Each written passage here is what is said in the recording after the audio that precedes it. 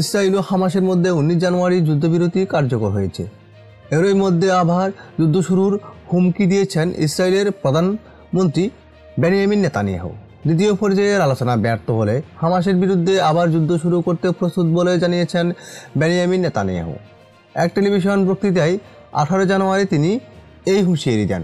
সামরিক যুদ্ধবিরতি ও অভিযান এখনও শেষ হয়নি জানিয়ে নেতানিয়াহু বলেন, গাজায় হামলা চালানোর অধিকার ইসরায়েলের রয়েছে এবং তা বিদায়ী প্রেসিডেন্ট জো বাইডেন ও নবনির্বাচিত প্রেসিডেন্ট ডোনাল্ড ট্রাম্প সমর্থন করবেন। নেতানিয়াহু বলেছেন, জিম্মিদের মধ্যে কাদের মুক্তি দেওয়া হচ্ছে? হামাসের সেই তালিকা আমাদের হাতে না আসা পর্যন্ত ইসরায়েল যুদ্ধবিরতি করবে না। যুদ্ধবিরতির প্রথম ধাপে যে 33 জিম্মিকে মুক্তি দেওয়া হবে তার একটি তালিকা প্রকাশ করা হয়েছে।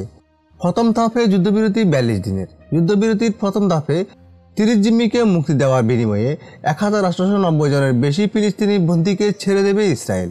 যুদ্ধবিরতির অন্যতম মধ্যস্থতাকারী দেশ মিশর গতকাল এই তথ্য জানিয়েছে। যুদ্ধবিরতির প্রথম ধাপে 16তম দিনে দ্বিতীয় ধাপের যুদ্ধবিরতি নিয়ে আলোচনা শুরু হওয়ার কথা রয়েছে।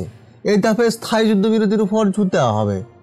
গাজায় 15 মাসের যুদ্ধে 50,000-এর বেশি ফিলিস্তিনি নিহত হয়েছেন, যার একটি বড় অংশ নারী ও শিশু।